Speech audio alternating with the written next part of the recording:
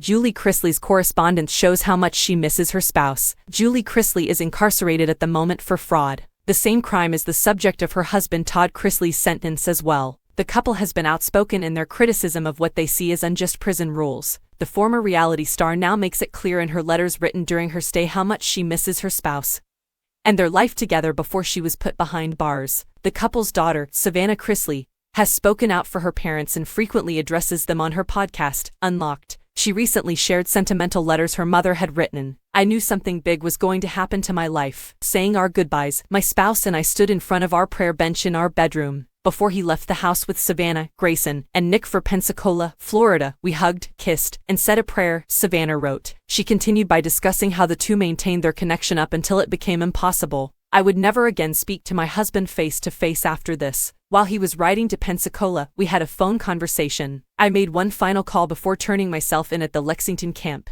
As the letter goes on, Julie talks about how she came to realize that she was going to be living in a different state from her husband. "What a sobering thought. The man I had lived with, raised a family with, and loved more than life itself is now temporarily residing in Florida, and me in Kentucky," Julie wrote. She mentions her dreadful drive to Kentucky. "My parents and the child that made me a mother, Chase, along with Chad, our dear friend, drove to Kentucky. I could not wrap my head around the fact that I was going to be separated from my husband and children for what seems like a lifetime," she added.